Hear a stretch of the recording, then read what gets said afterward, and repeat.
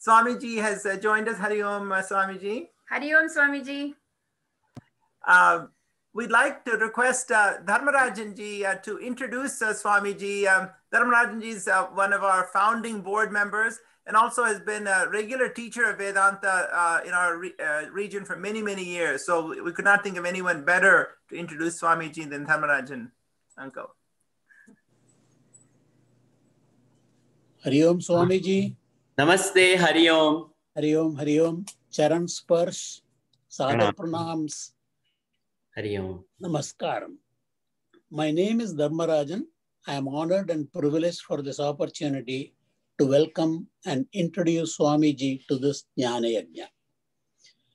I was just imagining how this Yajna would have been if it were not for this pandemic.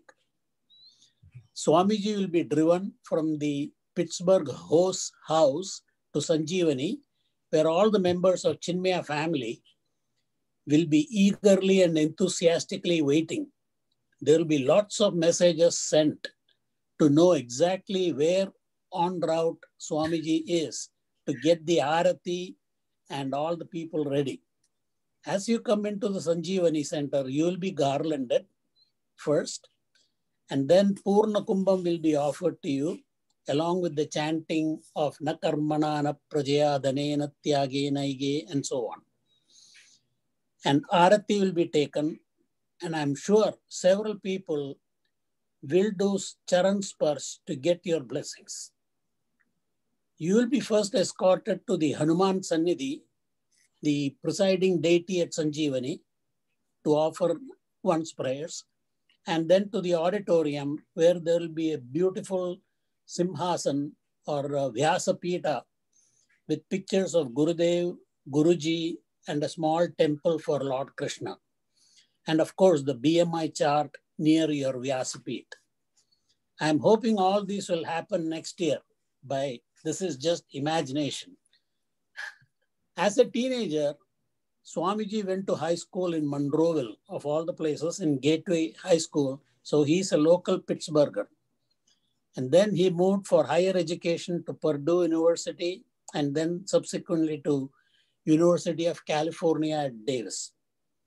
After his graduation with a degree in electrical engineering, he worked as an environmental chemist come electrical engineer in Northern California for 10 years. So Swamiji very well knows the problems and tensions of people who are working out in the... After enjoying the best the worldly life can offer, he decided there must be something more to life than mere worldly enjoyments. In 2002, Swamiji left for Sandipani Sadhanalaya in Mumbai to join the 12th Brahmachari batch. He studied Vedanta under the guidance of Swami Tejomanandaji and tutelage of Swami Ishwarananda. He was named as Brahmachari Girish Chaitanya after finishing the course.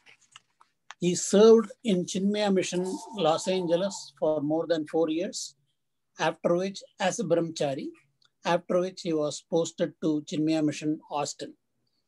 In February of 2015, Brahmachari Girish Chaitanya was initiated into sannyasa with this name Shivatmananda on the auspicious day of Mahashivaratri. Swamiji is very fluent in Gujarati, Hindi, and English. And of course, he enjoys giving discourses in Vedanta. Swamiji, it's all yours with this introduction. Hari Om. Thank you so much, Dharmarajan ji, for this kind introduction. Namaste, my pranams to everyone in Pittsburgh and all across United States and Canada where people are watching. My pranams and salutations to all of you.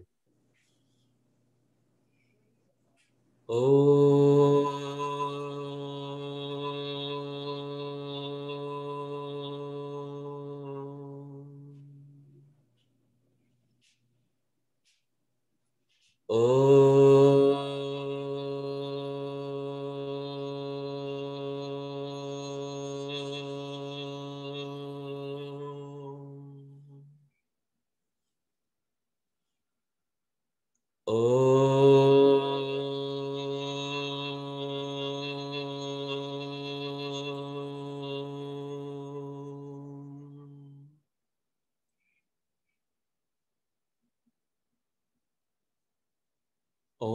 Sahana Vavatu Sahanau Bhunaktu Sahaviryam Karavavahai Tejasvinavaditamastu ma vidvishavahai. Om Shanti Shanti Shanti.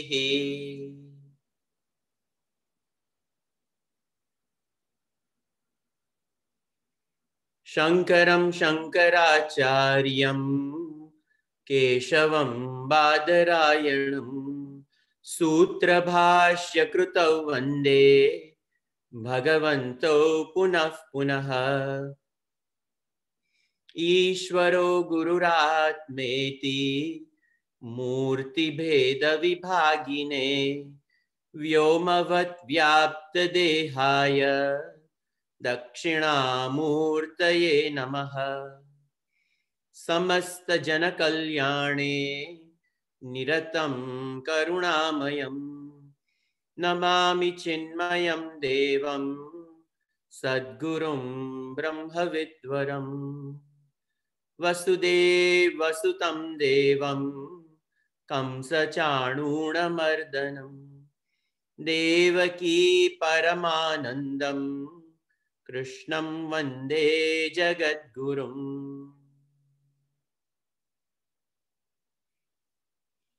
Hari Om, Namaste to everyone.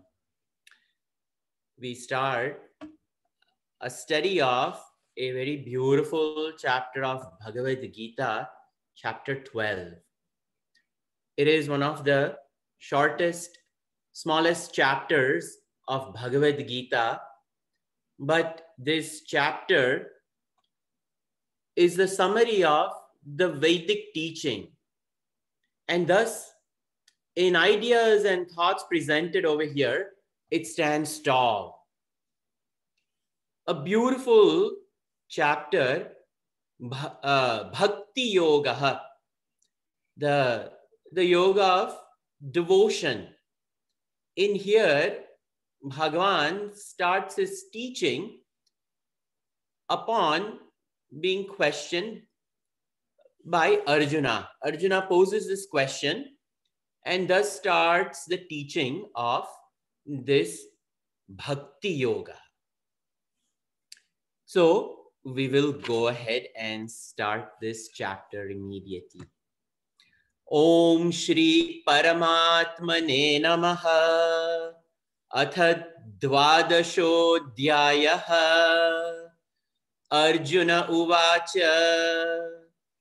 Evam Satata Yuktaye Bhaktasvam Pariupasate Ye Chapyaksharam Avyaktam Tesham Ke Yoga Vittamaha.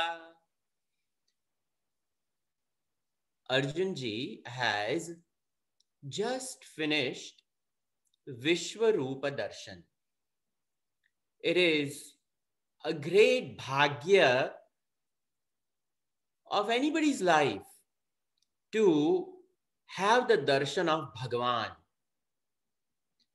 And that Parthasarthi, whom Arjuna himself had elected him to lead him into this war on that fateful day in Dwarika when he and Duryodhana both arrived over there, and he ended up picking Bhagavan to be on their side, on the side of Pandavas. And Bhagavan also internally only wanted that. And he vowed that he would be with the Pandavas with no weapons in hand. And on the other side, Duryodhana gets the entire army. It is joy and music to Duryodhana's ears when Arjuna asks for Bhagavan. And when Arjuna gets Bhagavan, it is joy to his complete heart, and the heart reverberates in the joy that no matter what happens, Bhagavan is there. And that itself is more than enough for Arjuna to have Bhagavan on his side. And that Bhagavan, Arjuna doesn't realize the nature of who this man is. The son of Vasudeva and Devaki.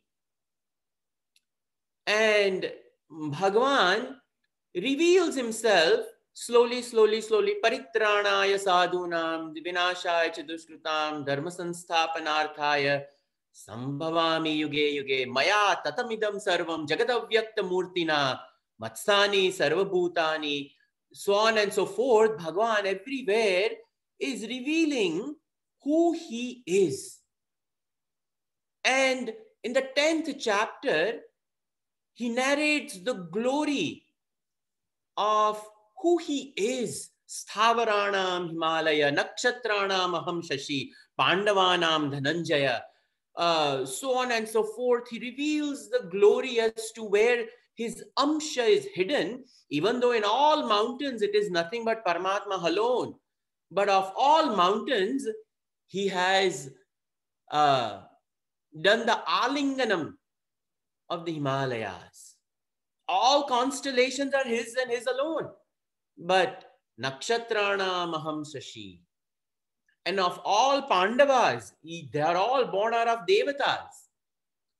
Arjun himself born out of none other than Indra Bhagavan. And here is Bhagavan Krishna, who has taken the form of Yogeshwara, declaring that Pandavanam Dhananjaya, that of all the Pancha Pandavas, Arjuna, my Amsha is in you. He's declared, Bhaktosi Sakha Cheti, Rahasya Metaduttamam. You are my Bhakta, you are my Sakha, you are my friend.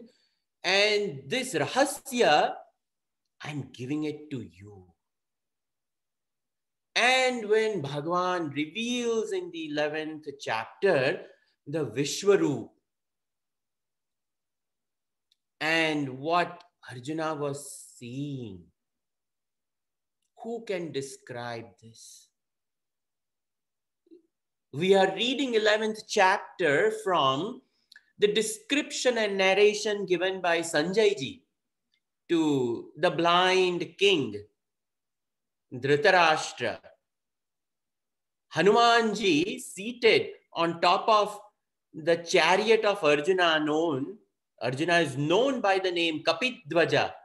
And that Kapi is none other than Hanumanji, Maruti Bhagavan. And from distance, Bhishma Mahapita knows what Arjuna is seeing. And he wishes he were a nail on that chariot. He said, why do I have this bhagya of being on the Kaurava side? He wishes he were a nail on the chariot of Arjuna. This is what Bhishma Mahapita went through when he realized what Bhagavan was showing to Arjuna.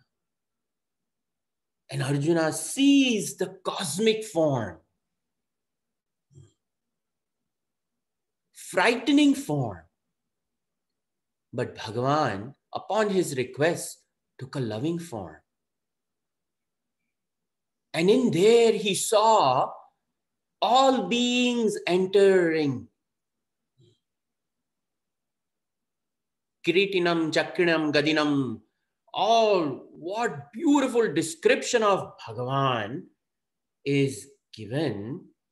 And Arjuna is seeing the same warriors entering the mouth of Bhagavan and coming out on the other side of the ears of this Virat cosmic roop. Eventually this cosmic form, the Vishwaroop, Bhagavan gives it a rest. And the 11th chapter comes to an end. When Arjuna has seen this and he understands the bhagya, that the privilege that he has had to see Bhagavan, it is at this point in time, upon seeing, upon understanding whatever he has understood in these 11 chapters, in the journey from the first chapter up to here, and having the privilege of having darshan of Bhagavan, this shloka is uttered. And this shloka, he says, Ye bhaktaha satatayuktaha tvam evam pariupasate, he Krishna, ye bhaktaha cha api aksharam avyaktam pariupasate. Tesham he Krishna ke yogavittamaha. He has understood that there is Nirgun and Sargun Swarup of Bhagavan. He has understood that there is a Nirgun Swarup, the nameless, formless of Paramatma, because Bhagavan himself has said, Maya tatamidam sarvam jagat avyakta murtina. In my unmanifest form, I uphold the whole universe. And in the Vibhuti, he has mentioned that all this glory of all the rivers and of the mountains and of the trees and of the Pandavas and of the constellations, he has declared that I alone am everything. So the cosmic world, he has said he is, and the unmanifest, which is the upholder of the multitudes of these appearances of names and forms which he sees. So in the study so far, Bhagavan has revealed both the Saguna Swarup and the Nirguna Swarup. And he has just been privileged to see the Vishwarupa Darshan. And his sadhana has been fast forward so much that Bhagavan gave him Anek Rupa Darshan.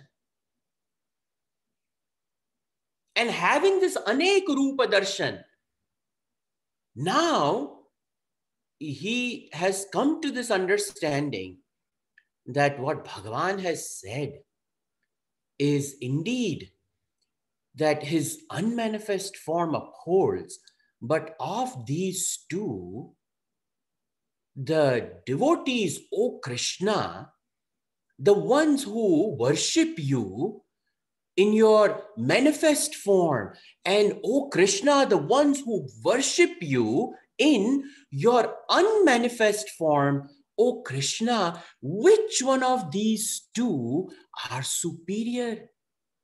Which one of these two are exalted?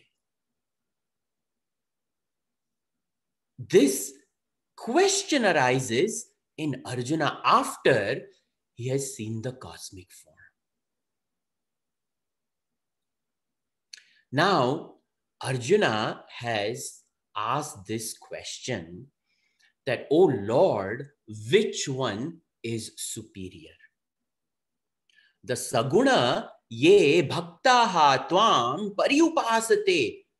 In which way? They do continuous worship of you. Evam. Evam, in this way in which it was presented up to chapter 11. In this Saguna form, which I was able to see, O Lord, in this way, when people worship you, O Lord, evam, and in this way, satata yuktaha, continuously, not like fits and starts, like the New Year's resolutions that people have taken just a week and a half ago. When we take New Year's resolution, the most lucky of all, with great anugraha of Ishwar and Guru Krupa, they will see the anugraha, that resolution to be still being practiced on the 31st of December. 99% by the 2 digits of the January 10th itself, it will be gone.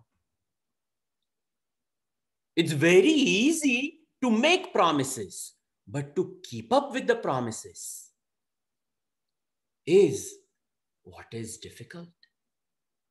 So when he says satata yuktaha, the ones who have kept up with the promise, they have followed the teaching and continuously followed the teaching, O Lord, ye bhaktaha tvam paryupasate. Paryupasna, not just practice, paryupasate, continuously, again and again and again, day after. So 2 words are used, satata yuktaha and paryupasate. Continuously, they engage in the worship, O Bhagavan, those people, and yecha api aksharam avyaktam. Aksharam Brahma Paramam. In 8th chapter, Bhagavan had talked about even Akshara Brahman. So Arjuna uses that word over here, that even the Akshara Brahman, api Aksharam Avyaktam, the unmanifest. And those who, you have to supply the same verb over here, paryupasate goes over here as well, that those people who worship Bhagavan in your unmanifest form, Bhagavan, of them, tesham ke yoga vittamaha, of these 2, Krishna, which one is better?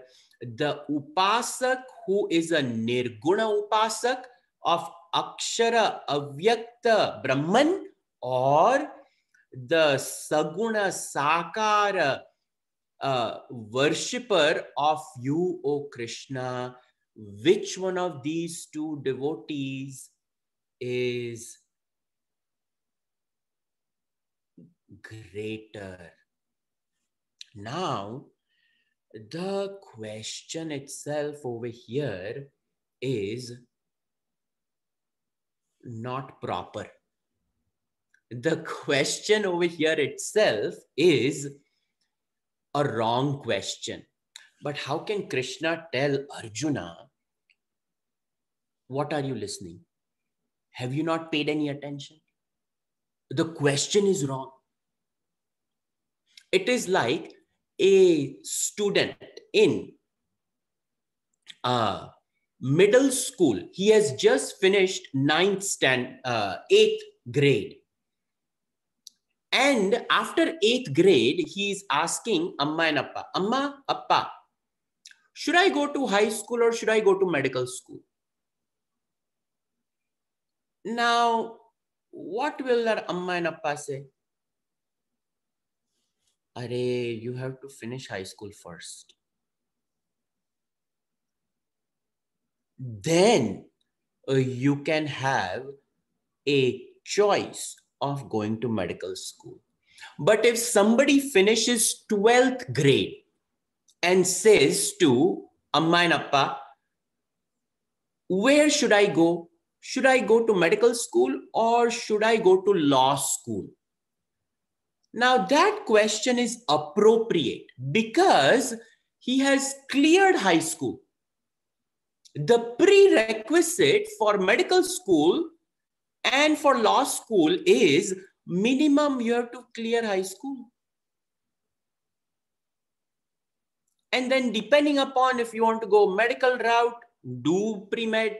If you want to go law route, do pre-law, whatever it is. Then some undergraduate and LSAT and MCAT and figure out where you want to go. So if the question is asked in 12th grade that what should I do next, medical school or law school, that is correct. But if an 8th grader asks, Mom, should I go to high school or should I just go to medical school? Prerequisite is not done. Who will give admission into medical school? So now the question over here is, which one is better? Now, without Saguna Brahman, Nirguna Brahman cannot be reached. So what will Bhagavan say over here? Which one is better? Already this question, in a way, Bhagavan has answered in 3rd chapter, way before.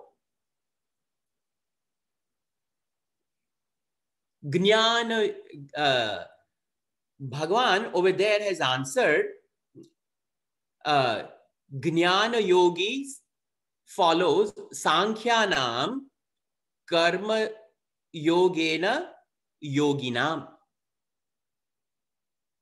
Bhagavan in 3rd chapter, because his question was, Bhagavan, you are extolling this knowledge, but Tatkim Karmani Ghore Mam Niyojyasi Keshava, why are you asking me to do this great karma of fighting the war when you are talking such great thing about a Jnani? So Bhagavan said, Jnana Yogena Sankhyanam Karma Yogena Yoginam. Bhagavan at that point in time said that, Arjuna, look, the reason is the ones who have lokesmin dvividha nishtha pura prokta mayanaga jnana yogena sankhyanam karma yogena yoginam. So Bhagavan said, lokesmin dvividha nishtha. Now, dvividha and then nishtha. If dvividha, Bhagavan should have used nishthe, nishtha, nishthe, nishthaha. But Bhagavan used nishtha singular. That means the path is only one. But that one path is in 2 steps. And for the ones who are just starting their spiritual journey, then for them, there is no choice. Like an 8th grader, there is no choice. He has to go to 9th grade and complete high school. There's no choice. So for a karma yogin, there's no choice. You have to do karma yoga. But for the one who has finished karma yoga, how have they finished? When they have done actions properly, sakam karma has been converted into nishkam karma. And that nishkam karma has blessed them with a quiet mind. Chitta ekagrata has been attained. Chitta shuddhi has been attained. Purity of mind, clarity of thought, and nobility of intention of the equipment. And the equipment is integrated. Bhagavan says, for such a person, Jnana Yogena Sankhyanam, for such a person who has the prerequisite of the integrated mind-intellect complex, for such a person, they will take on to a flight of the path of knowledge. But for the ones who have no prerequisite, for the ones who have no preparation, knowledge is not going to work. It will be an intellectual baggage.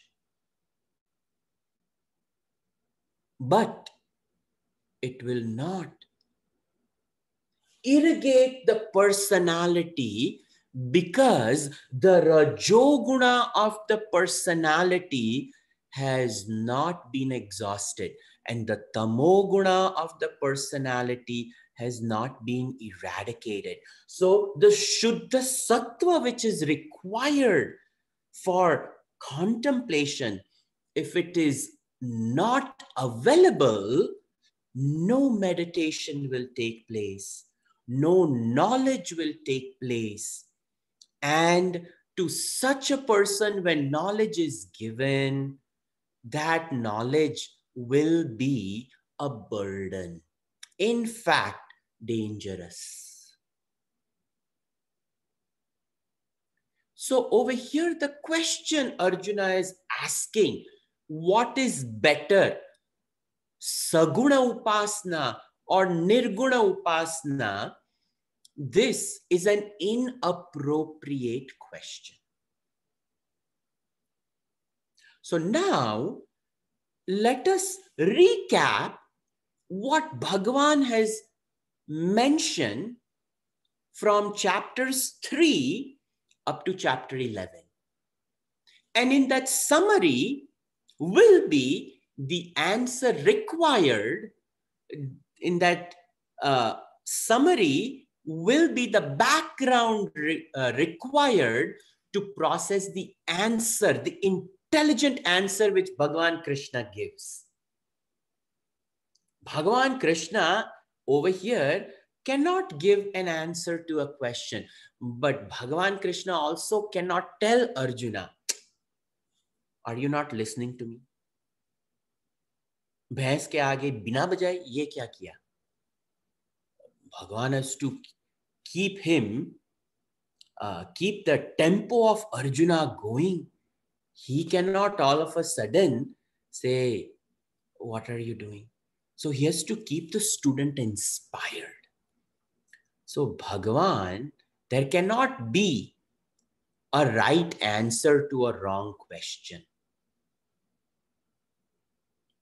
So Bhagavan gives an intelligent answer. But to process that intelligent answer, we require the background of what Bhagavan has taught from chapters 3 up to 11. So the first 6 chapters, the topic Bhagavan picked up is called Karma Yoga. The middle 6 chapters, where this chapter is the very last chapter, this chapter is the end of the middle 6 chapter from 6 to 12, from 7 to 12, Bhagavan discussed a topic called Upasana. And from 13 through 18, Bhagavan picks the topic of Jnana Yoga. So Karma Yoga, Upasana Yoga, and Jnana Yoga. But Bhagavan has already mentioned what is knowledge throughout the whole Bhagavad Gita. In the best of the Karma Yogis, Bhagavan brings this knowledge aspect. In 2nd chapter, he is known as Sthita Prajna. In the 3rd chapter, he is known as the exalted Karma Yogi. In the 6th chapter, he's known as the Dhyana Yogi. In the 9th chapter, he is known as great devotee. Same thing in the 12th chapter. In the 13th chapter, he's known as a Jnani, Kshetrajna. In the 14th chapter, he's known as a Gunatita. And in the 15th chapter, he's known as Purushottama. So, Bhagavan has sprinkled knowledge throughout. But overall, the topic that he discusses to lead a jiva on the complete sadhana of spiritual unfoldment, Bhagavan takes the topic of Karma Yoga. What Bhagavan Krishna says in Karma Yoga is, Arjuna, it is okay to do karma for one's own self. He calls the first step as Sakama Karmi. Do action for yourself. Do action for yourself. Do action for yoga and kshema of yourself. Do action as yoga and kshema for your wife and children. Accumulate money for children's education, home, taking care of parents, so on and so forth. Then yoga, kshema of grandkids and whatnot. But Bhagavan says, be on the path of dharma. Be on the path of righteousness. It's okay to be a sakama karmi, but be on the path of dharma. This is the first teaching Bhagavan gives about Karma Yoga. Then the second, in Karma Yoga, the second type of teaching he says is, for how long will you work for yourself? For how long can you continuously accumulate for yourself, for your family's well-being? There has to be a time when you give back. You cannot just take. Our Pujya Gurudev got this idea in the pledge, giving more than what I take, from the second teaching of Karma Yoga of Bhagavad Gita. So Bhagavan says that yoga and kshema, procuring and pouring in energy to preserve it, you can only do so much. Now you have to learn to give back. And it is not just giving back of money. You give back your time. You give back education. You give back your learning. You give back good words. You give back wisdom. You give back compassion. You give back love. There's so many ways we can give back to this world, but we will only give back provided when we feel that we are blessed. So the second step, the second teaching of Karma Yoga is converting the Sakama Karma into Nishkama Karma. And that will only happen when I realize, oh Lord, you have blessed me. You have blessed me. I have a good life. The basics of food, clothing, and shelter. Oh Lord, you have given more than what I deserve. And I thank you for it. And out of gratitude, we share. And there is no flaunting and sharing. Ye dekho maine kya diya. It's not like that. The minute we say that, oh, look what I gave, then the ego has stolen the nishkamata. the very word nishkam means the perceiver, feeler, thinker, the ahankar. The right hand, when it gives, the left hand doesn't even know what the right hand is given.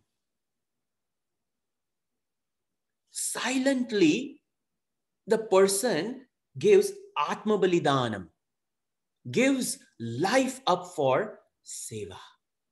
We see people like Mother Teresa, so on and so forth. So many people, sannyasis and great people serve and give up even their life and their well-being, knowing very well Bhagavan is there, he's going to take care of me. Otherwise, most people are worried. Is there enough bank balance? Is there a 401k? Is the IRA there? Is the Roth IRA going to be converted? How much is it? Goes on and on and on.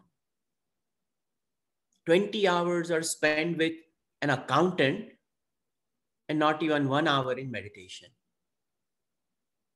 So, the Nishkam karma is a very beautiful spiritual evolution of the jiva, when the jiva feels blessed from within. And it is a direct fruit of sakama karma, which is done properly. Righteous means of living. The person, when they have lived a righteous life, contentment is born. Yallabase nija karmotpatam viktam tena vinodaya chittam. Now, Shankaracharya ji, that yallabase nija karmotpatam. With great love, righteousness, the person has accumulated. And now, silently, one fine day, even they don't realize when they have turned from sakama karma upasak to a nishkam karma upasak. Now, the service to the world is rendered and nothing is asked in return for it. This is a second teaching. With this, I'm just giving you a bird's eye view. With this, the teachings of chapters 3, 4, 5 is over. This is the end of the first Shatkam of Bhagavad Gita. The last portion of the first Shatkam is meditation. Meditation is now what happens is when the drashti, which is outward going, serving me, my family, my kith and kin, then serving the society. So the bahira drashti now is going to come as antardrashti. That is meditation. When we have served enough outside, the equipment, when it becomes calm, when the rajoguna of the equipment is exhausted, naturally one will now sit down and the gaze will turn. Paranchikani vyatranat paran pashyasi na antaratmani. Kathopanishad says that the equipment which is smitten as though by Paramatma with these gunas, that it goes outside. But one rare individual, Kaschid Dhira Avrutta Chakshuhu, one rare Dhira Purusha, the gaze turns within. But that happens when the Rajoguna of the system is exhausted. Now comes the next portion of Gita called Upasana. Upa, close, asana, seated. Up to now, there is no asana.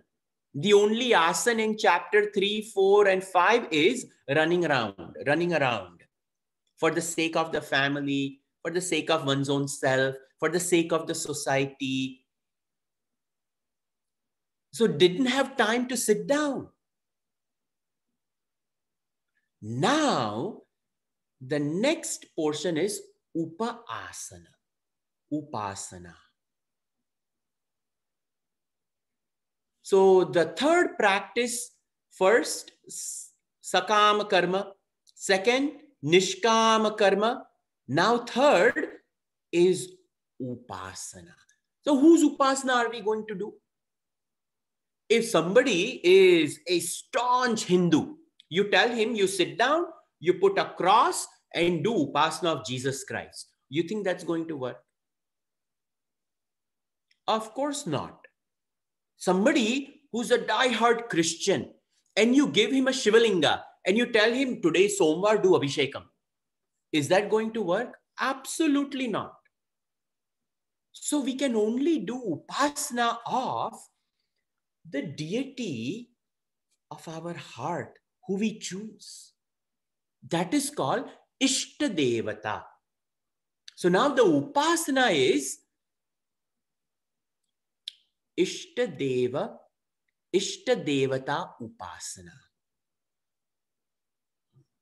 And that is Ekarupa. Over here, Ekarupa Dhyana. If somebody is Ishtadevata is Krishna, when they listen to cantos 10, 11 of Bhagavatam, they will lose themselves in how many times people have listened to Bhagavat Sapta and yet they are ready to go to Bhagavat Sapta again. Why? Because they are hearing the glory of their own Paramatma. Everybody, even Balvihar children know what is in Ramayana. In Ayodhya, 4 princes are born, and then Rama is kicked out into forest for 14 years. He loses Sita, goes all the way to Lanka with a monkey god called Hanuman, vanquishes the demon, comes back. The whole story everybody knows.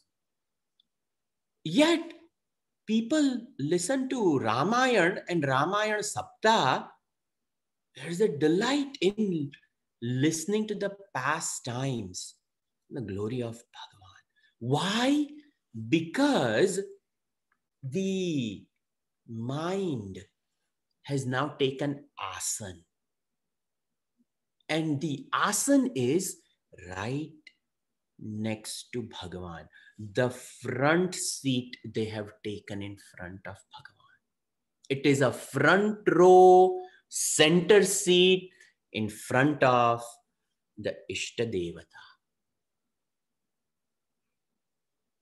And this concert, they don't want to miss. Their Bhagavan is on the stage. And the whole world can just fall off. They are dhyan magna with their own Ishtadevata. And that Ishtadevata dhyan, the meditation on their own deity of heart, when they come out of that meditation and the thought of that Krishna which lingers after the japa of Krishna, reading of Bhagavatam, listening to the Gita, chanting of the Vishnu Sahasranamam, and attending to the whole Tapovan Gita fest for all these days. If the person's mind is consumed with Krishna on Vaikuntha Ekadashi day, the Vaikuntha is in the mind. It is not somewhere up there. Vigata Kuntana Bhava iti Vaikuntha. There where there is no enmity, no fighting, that mind has resolved in front of Bhagavan. So every day is a Vaikuntha Ekadashi day for that devotee, isn't it? They don't have to wait for Mrugashirsha month Ekadashi. Every day is Vaikuntha Ekadashi. This is the third teaching. Now, when this person opens their eyes, doing a little small upasana of a shaligram, and in that shaligram they have invoked Krishna, and the marking of the shaligram, it's a tiny little black stone and there is some marking, and to them that marking is Sudarshan Chakra. Oh Lord, what did you do with this? When you gave a promise that Name Bhakta Pranashyati, my devotee will not vanish, and you said you will not take any weapon, but to protect that Arjuna, you picked up the broken wheel of a chariot and were ready to throw it as Sudarshan Chakra. That little stone with the marking of Sudarshan, every day they pick it up and offer a little water and they place it, and the scene rolls around in their mind. Oh Lord, you did this for Arjuna. I know you are doing it for me.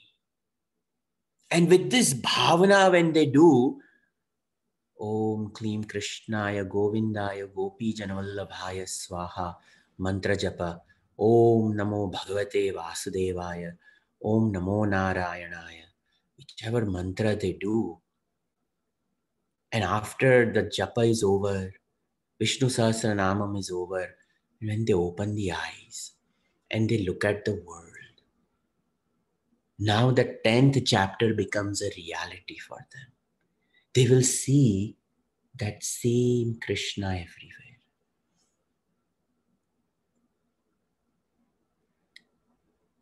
Such a bhakta cannot pollute earth, cannot pollute water, will not misbehave with this world, will not destroy trees, will live in harmony with the universe, because the universe is Krishna. How can I break that tree if that tree is Krishna? How can I waste water when Bhagavan says, I am the sapidity in the water?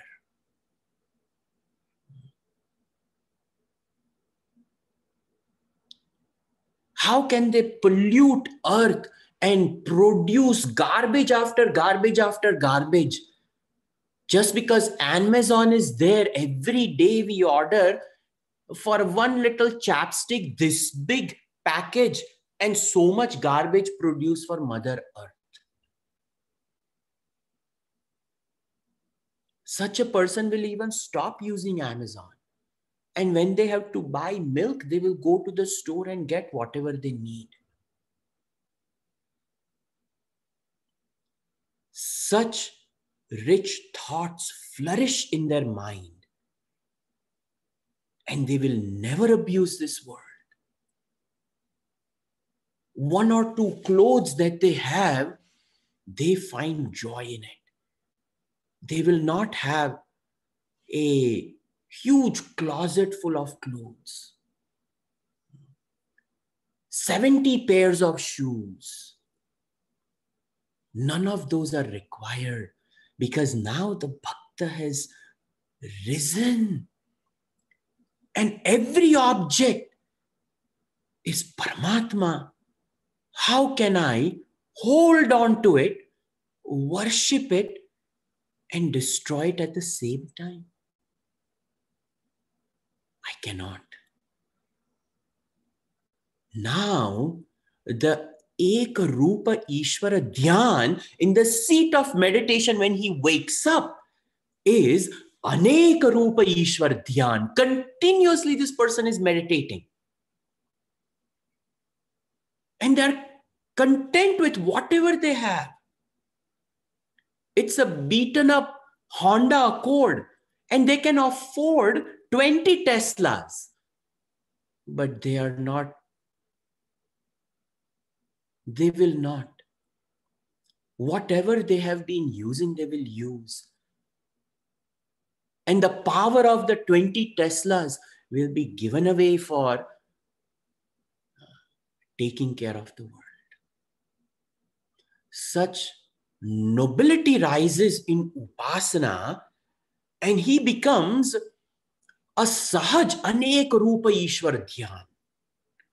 That's why we do puja. The whole idea of the puja is not just badabam, ring the bells and dupam and aarti and naivedyam and throw flowers and bus over. Free time now.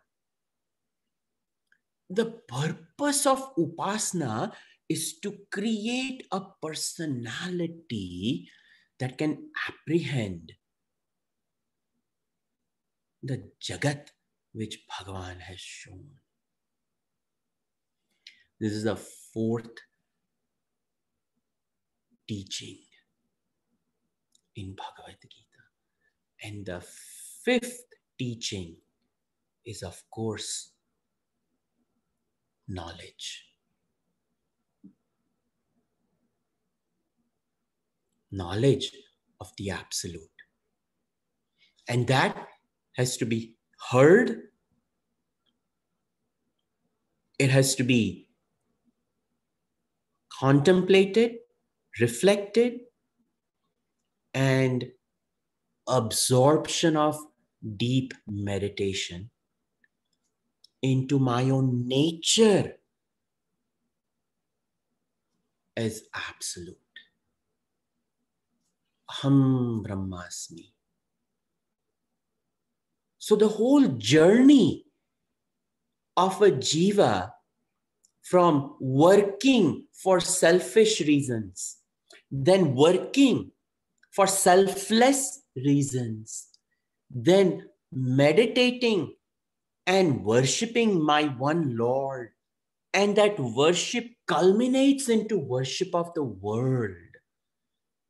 When that happens, the whole equipment now screams from inside, and whenever it comes across anything, it says, been there, done that, been there, done that, and they don't want anything else. All they want is to be with themselves. And which self? The mind? The intellect? No. Krishna? No. Jagat? No. It is what Krishna says, I am the essence of the universe.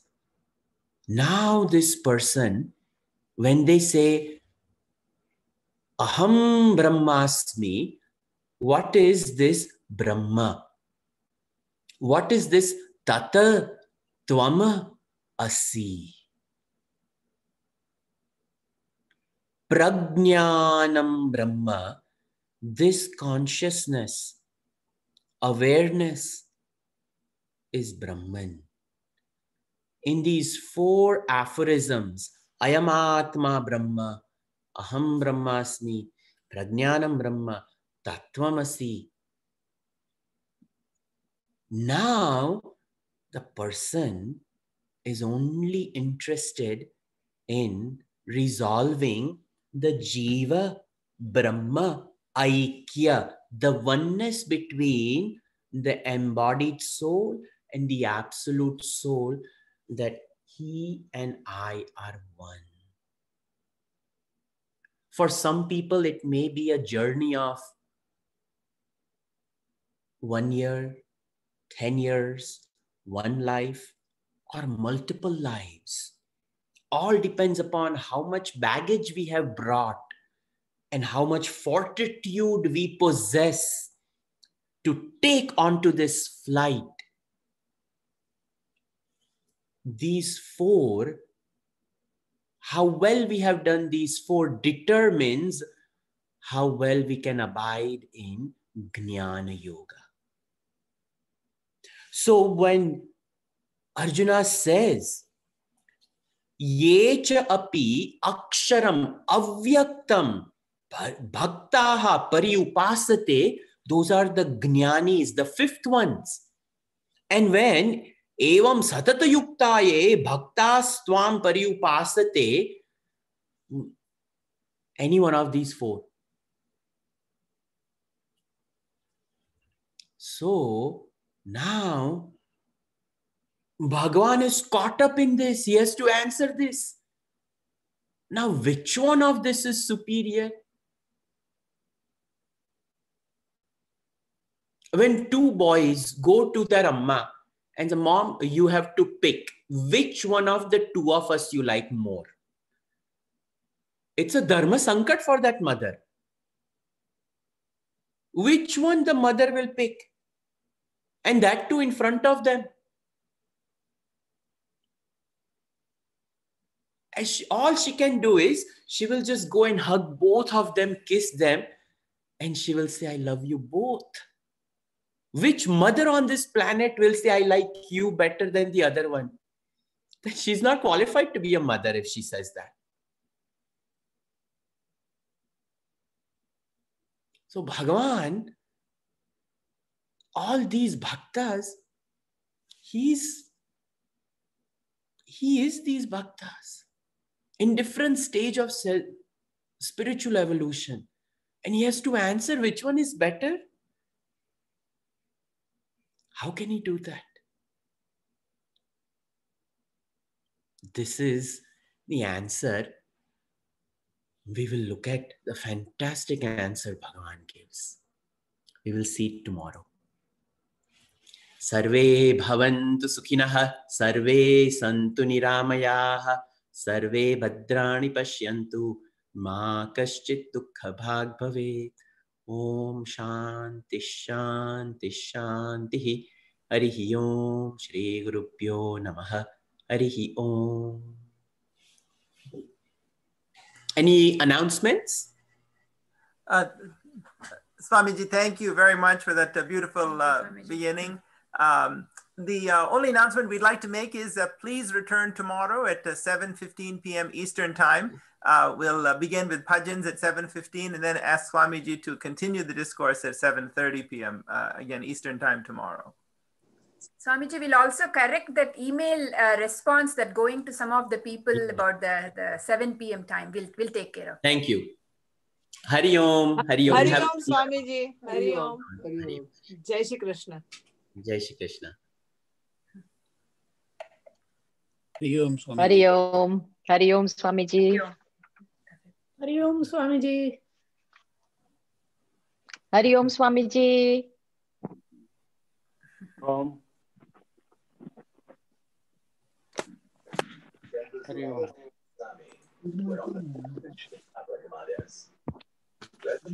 Yeah, you're very good. Soon found themselves in a spot